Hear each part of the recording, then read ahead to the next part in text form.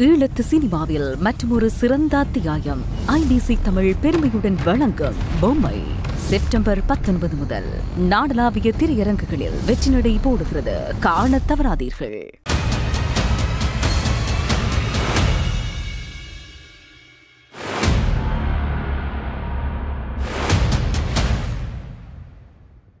வணக்கம். மற்றொரு இன்றைய பதிவினூடாக இணைந்திருக்கின்றோம். ரோம் உடன்படிக்கையில் இலங்கை கைச்சாத்திடவில்லை. இதனால் சர்வதேச குற்றவியல் நீதிமன்றத்தில் சர்வதேச நீதி விசாரணையை கோர முடியாது. சர்வதேச நீதிமன்றத்தை நாடுவதற்கு அரசு ஒன்றின் ஒத்துழைப்பு தேவை என்கின்ற நிலைப்பாடு இருக்கின்றது. இவைகள் சார்ந்து நாம் இப்பொழுது பார்க்க போகின்றோம். 2009ஆம் ஆண்டு மே மாதத்துக்கு பின்னரான சூழலில் ஈழத்தமிழர்களிடம் காணப்படும் உள்ளக முரண்பாடுகள், குறிப்பாக தமிழ் தேசிய கட்சிகளிடையே நீடித்து வரும் முரண்பாடுகளை ஜெனீவா மனித உரிமை சபை கனகச்சிதமாக பயன்படுத்தி வருவதையே 2025ஆம் ஆண்டு தீர்மானம் தெளிவாக காண்பிக்கின்றது. அத்துடன் இலங்கை ஒற்றையாட்சி அரசியல் யாப்புக்கு உட்பட்ட தேர்தல்களில் போட்டியிட்டு நாடாளுமன்றத்தில் அங்கம் வகித்து செயற்படும் முறைமைகளிலும் இலங்கை நீதித்துறைக்கு அமைவான உள்ளக விசாரணைக்கு ஜெனீவா தீர்மானம் பரிந்துரைத்துள்ளது என்பது கண்கூடு. விடுதலை கோரி போராடும் அரசு அற்ற சமூகம் இனமொன்றை ஐக்கிய நாடுகள் சபை எவ்வாறு கையாளுகின்றது என்பதற்கு உலகில் பல உதாரணங்கள் ஒன்று. ஆனாலும் இரண்டு பொருத்தமான உதாரணங்கள் மிக முக்கியமானவை. ஒன்று, 2002ஆம் ஆண்டு நோர்வேயின் ஏற்பாட்டில் இலங்கை அரசாங்கம் புலிகளுடன் நடத்திய சமாதான பேச்சு 2006ஆம் ஆண்டு முடிவடைந்து மீண்டும் போர் ஆரம்பித்தமை.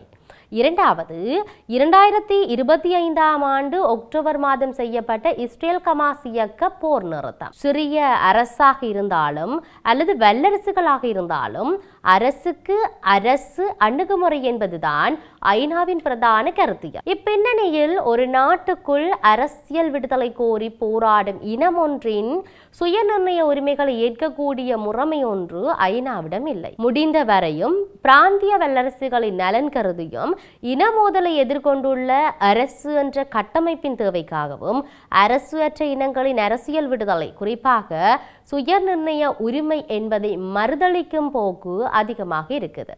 இந்த போக்கை பலஸ்தீன விவகாரத்தில், அதாவது ஹமாஸ் இயக்கத்தை அமெரிக்க அரசு போர் நிறுத்தம் என்ற பெயரில் அடிபணிய வைத்திருப்பதனூடாக புரிந்து கொள்ள முடியும்.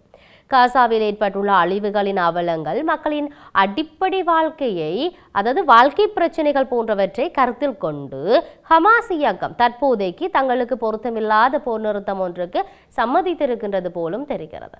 இந்தோ பசிபிக் பிராந்தியத்தை மையமாக கொண்டு அமெரிக்க, இந்தியா உள்ளிட்ட வல்லாதிக்க நாடுகளின் ஐநா ஊடான அணுகுமுறையின் வெளிப்பாடுதான் 2002இல் சமாதானம் என்ற போர்வையில் புலிகளுடன் பேச்சுக்கள் ஆரம்பிக்கப்பட்டு 2009ஆம் ஆண்டு மே மாதத்துக்கு பின்னர் இலங்கை அரசு என்ற கட்டமைப்பை மேலும் பாதுகாக்கும் உத்திகள் வகுக்கப்பட்டன. அதே நேரம் 2009க்கு பின்னரான காலத்தில் தமிழ் தேசிய கூட்டமைப்பு உடைந்து ஒவ்வொரு கட்சிகளும் தனித்தனி கட்சிகளாக இயங்கியதன் விளைவுகளும் தேர்தல் அரசியல், கட்சி அரசியல் ஈடுபாடுகள் மேலோங்கி அதன் மூலமாக முரண்பாடுகள் எழுந்துள்ளதையும் இந்தியா உள்ளிட்ட வல்லாதிக்க நாடுகள் நன்கு அவதானித்து அதனை சாதகமாக பயன்படுத்தி கொண்டன. இதன் காரியத்தினாலேயே 1950களில் ஆரம்பிக்கப்பட்ட இன அழிப்பில் இருந்து பாதுகாக்கப்பட வேண்டிய சர்வதேச முறையிலான பாதுகாப்புக்கான இறைமை, சுயநிர்ணய உரிமை என்பது இதுவரை அங்கீகரிக்கப்படாத நிலையில் அரசியல் தீர்வும் உருவாக்கப்படவில்லை. 2009இல் போரும் இல்லாது ஒழிக்கப்பட்ட பின்னணியில்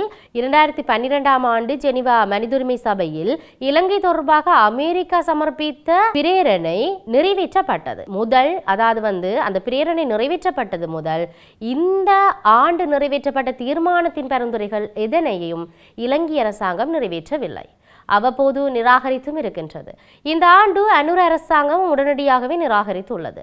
ஆனாலும் அரசுக்கு அரசு என்ற அணுகுமுறையின் மூலம் தொடர்ந்தும் இலங்கை அரசு என்ற கட்டமைப்புக்கு ஏற்ற மாதிரியான, அதாவது இலங்கை ஒற்றையாட்சி அரசு என்ற கட்டமைப்பை பாதுகாப்பதற்கு ஏற்ற விசாரணை பொறிமுறைகளையே மனித உரிமை சபையும் தீர்மானமாக நிறைவேற்றி வருகிறது. பாதிக்கப்பட்ட தமிழர்களின் நலன்கள், குறிப்பாக இன அழிப்புக்கான சர்வதேச நீதி மற்றும் அரசியல் தீர்வுகள் பற்றிய எந்த ஒரு பரிந்துரைகளுமின்றி வெறுமனே 13வது திருத்தச் சட்டத்தை நடைமுறைப்படுத்த வேண்டும் என்ற மென்போக்கான பரிந்துரைகளோடு தீர்மானம் அமைக்கின்றன. 2009க்கு பின்னரான சூழலில் தமிழ் தேசிய கட்சிகளிடம் ஒருமித்த குரலில் அரசியல் தீர்வு பற்றிய நிலைப்பாடுகள் மற்றும் இன அழிப்பு போர்க்குற்றங்கள் பற்றிய சர்வதேச நீதி விசாரணைக்கான பொறிமுறைகள் ஆகியவற்றில் தெளிவற்ற தன்மை தொடர்வதே இதற்கு பிரதான காரணம் என்பது பகிரங்கமான உண்மை. தமிழ் தேசிய கட்சிகளிடையே குழப்பங்கள் குத்துவெட்டுகளினால் தமிழ் மக்கள் பாதிக்கப்படுகின்றனர் என்று ஜெனீவாக்கு நன்கு தெரியும்.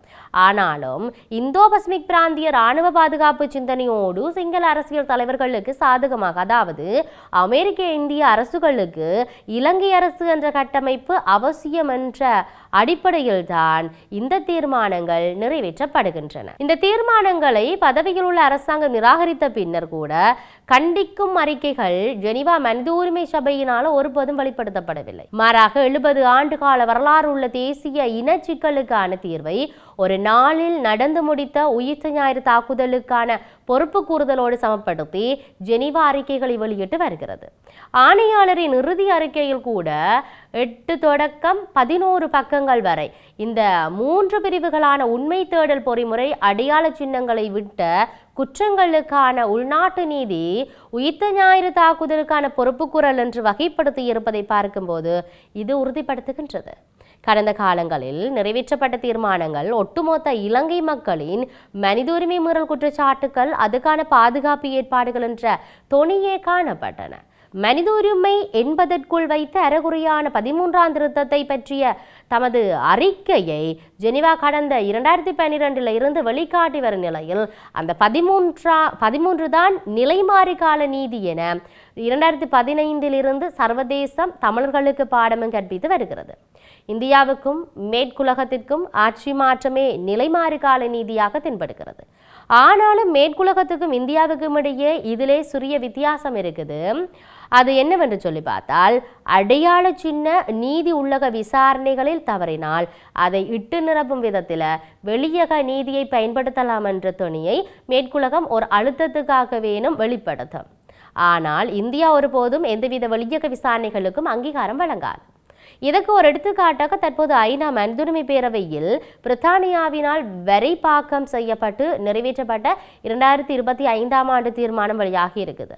இதனால் ஒரு சில அடையாள சின்னமான குற்றங்களை மட்டும் இலங்கை தனது உள்ளக பொறிமுறை ஊடாக சர்வதேச தொழில்நுட்ப உதவியை பெற்று மேற்கொள்ள வேண்டும் என்று அந்த சர்வதேச அரசியல் எமக்கு தனது தெரிவையே இறுதி தெரிவாக முன்வைத்து வருகிறது. இதுதான் காணல் நீதி. இந்த காணல் நீதியை மறுத்து உண்மையான சர்வதேச நீதியை தான் ஈழத்தமிழர்கள் தாயகத்திலும் புலம்பெயர் சூழலிலும் கோருகின்றனர்.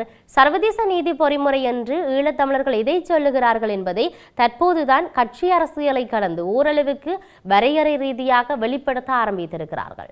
இதற்கு சிறப்பான எடுத்துக்காட்டாக திருகோணமலை ஆயர் மன்னாராயர், ஜாழ் மாவட்ட குறுமுதல்வர் சைவ ஆதீனங்கள் மட்டுமின்றி 56 குடிசார் அரசியல் செயற்பாட்டாளர்கள் நேரடியாக கையெழுத்திட்டு முன்வைத்த அந்த கோரிக்கை முன்னுதாரணமாகி இருக்குது. அதே போல 80 புலம்பெயர் அமைப்புகள் ஒத்தசைவாக தாயகத்தில் வெளிவந்த பல தரப்புகளின் கோரிக்கையும் சீர்தூக்கி ஆராய்ந்து வெளியிட்டுள்ள புலம்பெயர் கூட்டு அழைப்பு என்ற வேலை திட்டமும் முதலாக 2025ஆம் ஆண்டில் வரையறை செய்துள்ளன.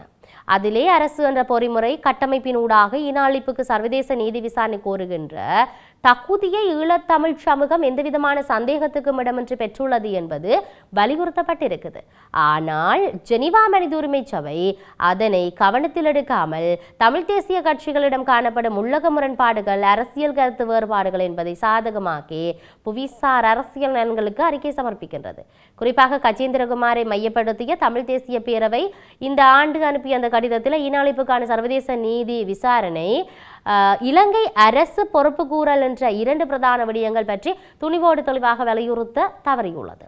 ஆனால் தமிழரசு கட்சி அனுப்பிய அந்த கடிதத்தில் இந்த விடயங்கள் ஓரளவு உண்டு. ஆகவே இலங்கை ஒற்றையாட்சி அரசின் நாடாளுமன்ற அங்கீகாரம் பெற்ற கட்சிகளின் குழப்பங்களை ஜெனீவா தமக்கு சாதகமாக்கியுள்ளது எனலாம்.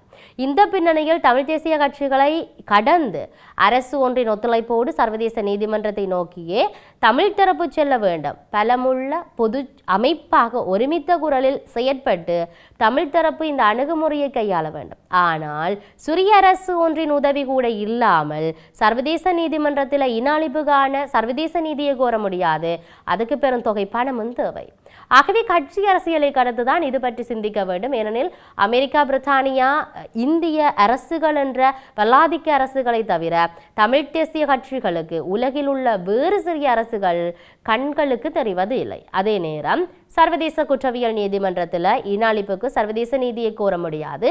ஏனென்றால் 2002ஆம் ஆண்டுதான் அது உருவாக்கப்பட்டது. ஆகவே அந்த ஆண்டில் இருந்துதான் எந்த ஒரு இன அழிப்பு விசாரணையையும் இந்த நீதிமன்றம் ஏற்றுக்கொள்ளும். அதோடு ட்ரோம் உடன்படிக்கையில் இலங்கை கைச்சாத்திடவில்லை. இலங்கை கைச்சாத்திட வேண்டும் என்று ஜெனீவா வலியுறுத்தி வருகிறது.